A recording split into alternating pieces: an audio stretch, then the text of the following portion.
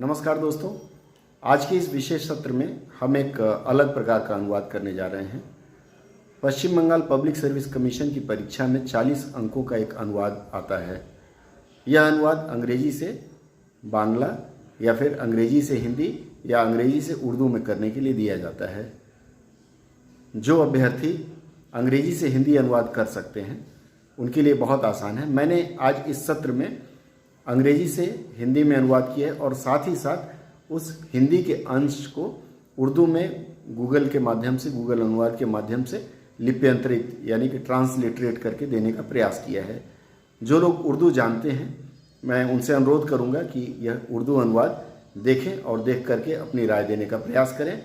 मुझे लगता है कि अगर इस तरह से आप प्रयास करेंगे तो West Bengal Public Service Commission में अनुवाद के 40 अंकों में से 38 अंक आप अवश्य प्राप्त कर सकते हैं। बहुत ही आसान अनुवाद है। आइए अगले कुछ स्लाइडों में हम उस पर चर्चा करते हैं। चलिए दोस्तों, आज के इस 31वें सत्र में आप सबका स्वागत है। जैसा कि मैंने पहले बताया, West Bengal Public Service Commission के पुराने प्रश्न पत्र से संकलित यह अनुवाद का अंश है जिसके ऊपर मैं चर्चा करने जा रहा हूँ।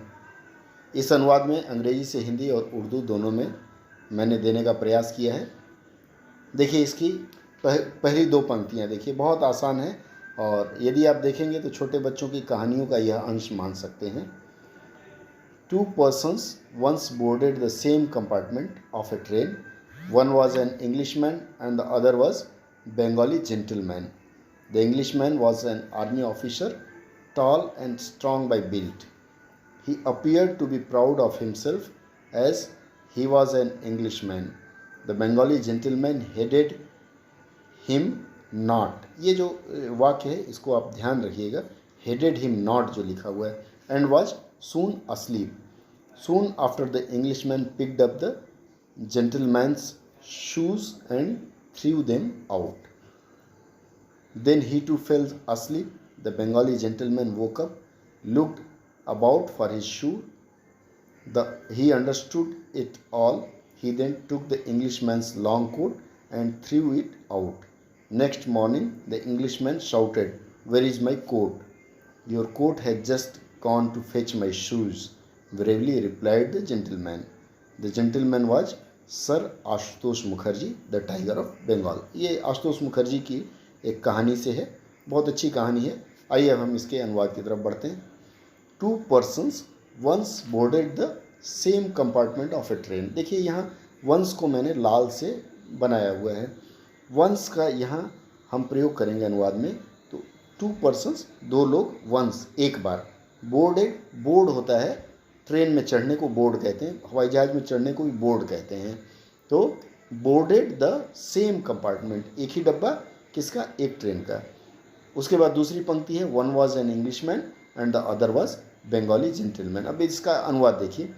एक बार, जैसे ये वंस है तो इसका हमने लिखा है एक बार। 2 persons, 2 लोग। पूछा गया कितने लोग प्रश्न करेंगे तो जवाब आएगा 2 लोग। क्या किए? Boarded the same compartment of train. तो इसका पूर्ण अनुवाद होगा, एक बार 2 लोग रेल के एक ही डिब्बे में चढ़े। फिर अगला कहता है वन वॉज एन इंग्लिशमैन, अर्थात एक अंग्रेज था, and the other was Bengali gentleman, एक अंग्रेज था। अंग्रेज आदमी नहीं लिखेंगे इसको, इंग्लिश मैन, अंग्रेजी आदमी भी नहीं लिखेंगे। And the other was Bengali gentleman, Bengali सज्जन थे, जेंटलमैन को सज्जन कहेंगे। ये देखिए इसका हिंदी का अनुवाद, और नीचे इसका उर्दू का अंश भी मैंने दिया हुआ है। यह लिप्यंतरण करके दिया गया है। यदि उर्दू भाषी से देख रहे हों तो वो इसे पढ़ करके अपना विचार हमें दे सकते हैं। चलिए अब हम आगे बढ़ते हैं। अगली पंक्ति है, the Englishman was an army officer. देखिए, आर्मी का ए से शुरू किया गया है, इसके लिए इसके आगे एन का प्रयोग किया गया है। उसके बाद इन्होंने लिखा tall and strong by built. इसको मैंने लाल आपको दर्शाया है, इस पर गौर फरमाएंगे। उसके बाद अगली पंक्ति है, he appeared to be proud of himself as he was an Englishman. Appeared to be मतलब, अपीयर्ड टू बी का मतलब होता है ऐसा प्रतीत हुआ कि प्राउड ऑफ हिमसेल्फ, खुद पे गर्व हो। क्यों? As he was an Englishman, चूँकि वह अंग्रेज था इसलिए। इसके ऊपर वाली पंक्ति है, the Englishman was an army officer. एकदम सीधा सपाट है कि द इंग्लिशमैन अर्थात अंग्रेज या फिर आप वह अंग्रेज भी कह सकते हैं, was an army officer, army का एक अधिकारी था। टॉल, टॉल का मतलब होता है लंबा, एंड स्ट्रॉन्ग बिल्ट, स्ट्रॉन्ग का मतलब होता है मजबूत, और बिल्ट बनावट वाला। पर किसी व्यक्ति के बनावट के लिए यदि प्रयोग करेंगे तो व्यक्ति का जो बनावट होता है उसको कद काठी कहते हैं। तो आप इसका अनुवाद इस तरह कर सकते हैं, अंग्रेज सेना के अधिकारी थे, लंबे और सुगठित, या फिर आप इसको दूसरे शब्दों में यदि लिखना चाहें तो लंबे और सुडौल या अच्छी कद काठी लिख सकते हैं।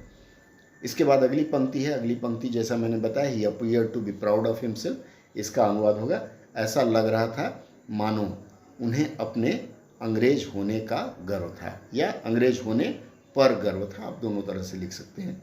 इसके नीचे देखिए इसका उर्दू अनुवाद दिया गया है। इसके बाद अगली पंक्ति है, द बंगाली जेंटिलमैन, जेंटिलमैन को सज्जन हम लिखना शुरू किए हैं। हेडेड हिम, ये जो हेडेड हिम है, हेड में ईडी लगा गया है, ऐसा प्रतीत होता है, पर यहाँ हीड का हेडेड किया गया है। हेडेड हिम, उसके बाद नॉट है। ये देखिए वाक्य को थोड़ा सा घुमा दिया है। The Bengali gentleman did not पे हीड किया जा सकता था, लेकिन यहाँ इन्होंने हेडेड हिम नॉट लिखा है, एक तरह से साहित्यिक अनुवाद है। एंड वॉज सून अस्लीप, यहाँ होगा बंगाली जेंटलमैन, अर्थात बंगाली व्यक्ति ने उनकी ओर ध्यान नहीं दिया। हेडेड हिम नॉट, इसका मतलब हो गया कि उनकी ओर ध्यान नहीं दिया। एंड वॉज सून अस्लीप, और जल्द ही सो गए। फिर से मैंने इसका देखिए हिंदी लिखा है और नीचे इसका उर्दू लिखा है, उर्दू वाले मित्र इसका मिलान कर सकते हैं। अगली पंक्ति है, soon after the Englishman picked up the gentle, actually इसमें टाइपिंग मिस्टेक है, GNTI हो गया, L होना चाहिए था, gentleman's shoes and through them out. Soon after का मतलब हो गया तत्काल, या फिर इसके बाद, या इसके तुरंत बाद, आप जो प्रयोग कर लें। द इंग्लिशमैन अर्थात अंग्रेज, प्रश्न करेंगे कर्ता कौन है यहाँ, तो अंग्रेज है। अंग्रेज ने क्या किया, कर्ता के बाद क्रिया और क्रिया के बाद कर्म, इस रूप में इसमें सजाया गया है। लेकिन जब हम हिंदी में लिखेंगे तो कर्ता, कर्म और क्रिया का प्रयोग करेंगे। तो इसका अगर हम एक एक शब्द का अनुवाद देखें तो इसके बाद अंग्रेज ने क्या किया, जेंटलमैन का जूता उठाया और बाहर फेंक दिया। अब देखिए यहाँ पिक्ड अप का उठाना ठीक है, अच्छा लगता है, पर कोई भी किसी का जूता उठा करके किसी और उद्देश्य से तो उठाएगा नहीं, तो यही कहेंगे जूता उठाकर फेंक दिया। यहाँ इस वाक्य में इस प्रकार का प्रयोग होगा।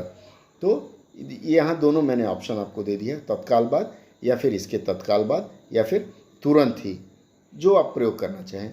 अंग्रेज ने इस सज्जन का यहाँ के होना चाहिए था, के जूते उठाया और बाहर फेंक दिया। अब अगली पंक्ति है, then he too fell asleep. हमेशा देखिएगा जहाँ स्लीप का मामला होगा वहाँ फेल का प्रयोग होता है, ये ध्यान रखिएगा कि ये कई बार आपको करेक्शन आता है जहाँ वाक्यों का, उसमें इस तरह की चीज़ें रहती है। तो अस्लीप जहाँ होगा वहाँ फेल का प्रयोग होगा। तो फिर वह भी सो गया, इसका अनुवाद होगा। इसके बाद अगली पंक्ति में चलें, the Bengali gentleman woke up. कौन जगह, बंगाली जेंटलमैन तो करता है, पहले आ जाएगा। तो बंगाली सज्जन उठे। उठना जो शब्द है यह हम दोनों रूप में प्रयोग करते हैं, जगने के लिए भी उठना कहते हैं और फिर उठने के लिए तो उठना कहते ही हैं। उसके बाद लुक्ड अबाउट, ये जो जूता ढूंढ रहे हैं, ढूंढने के लिए लुक्ड अबाउट। ये जो लुक्ड के साथ लुक्ड अप, लुक्ड अराउंड, इस तरह के काफ़ी शब्दों का प्रचलन है। यहाँ चूँकि वो ढूंढ रहे थे अपने जूते को, तो जूते के बारे में पूछ रहे थे, ऐसा यहाँ प्रतीत होता है, तो इसलिए यहाँ अपने जूते ढूंढें। इसके बाद अगली पंक्ति में चलते हैं, यह उर्दू अनुवाद है इसका। He understood it all. It all का मतलब है समझ गए। ही अंडरस्टूड, वे समझ गए। क्या, इट ऑल मतलब सारी बात समझ गए, इस तरह से कर सकते हैं। चूँकि मैंने थोड़ा सा उर्दू में लिखने का प्रयास किया है, इसलिए यहाँ माजरा लिखा है मैंने, वो माजरा समझ गए। माजरा समझ गए मतलब वो बात समझ गए कि आखिर मामला क्या है, यह समझ गए। इसके बाद बहुत छोटे छोटे पंक्तियों में है और ये बहुत अच्छा लगेगा आपको अनुवाद करके। फिर अगली पंक्ति है, he then took the Englishman's long coat and threw it out. अब देखिए यहाँ टुक जो है, टुक का मतलब होता है लेना। जैसे वहाँ जूते का था पिक्ड अप है, जूते के साथ हमेशा पिकअप का प्रयोग होता है, और कपड़ा आप लेना है तो वहाँ टुक का प्रयोग होता है। तो इन्होंने क्या किया, अंग्रेज का क्या लिया, लॉन्ग कोट लिया, और उसको क्या किया, थ्रू, बाहर फेंक दिया। थ्रो का थ्रू है, इट आउट, इसे बाहर फेंक दिया। अब इसका अनुवाद देखिए, उन्होंने अंग्रेज का लंबा कोट लिया और बाहर फेंक दिया, न लिख करके उठाकर बाहर फेंक दिया। बहुत अच्छा प्रयोग होगा। अब इसके बाद फिर हम अगली पंक्ति की तरफ बढ़ते हैं। अगली पंक्ति में है नेक्स्ट मॉर्निंग, अर्थात अगली सुबह, द इंग्लिशमैन, अंग्रेज, शाउटेड, क्या किया, चिल्लाया, कामा इन्वर्टेड कामा में है, वेयर इज़ माई कोट, अर्थात अगली सुबह अंग्रेज चिल्लाया, क्या चिल्लाया, मेरा कोट कहाँ है, या फिर मेरी कोट कहाँ है। अगर आप हिंदी के अनुसार देखेंगे तो यहाँ मेरा के जगह मेरी प्रयोग होना था। ठीक है, चलिए अब हम अगले वाक्य की ओर चलते हैं। Your coat has just gone to fetch my shoes, bravely replied the gentleman. Bravely मतलब बहादुरी से, ये डरे नहीं कि अंग्रेज है, ऊपर से देश आज़ाद नहीं है, ऊपर से फौजी है तो कुछ कहेगा, बिल्कुल नहीं डरे, और बिना डरे निडर भाव से कह सकते हैं या फिर बहादुरी से कह सकते हैं। तो इसका अनुवाद करिए, योर कोट, आपका कोट, हैज जस्ट गॉन, कहाँ गया है, टू फेच माई शूज़, मेरे जूते लाने गया है।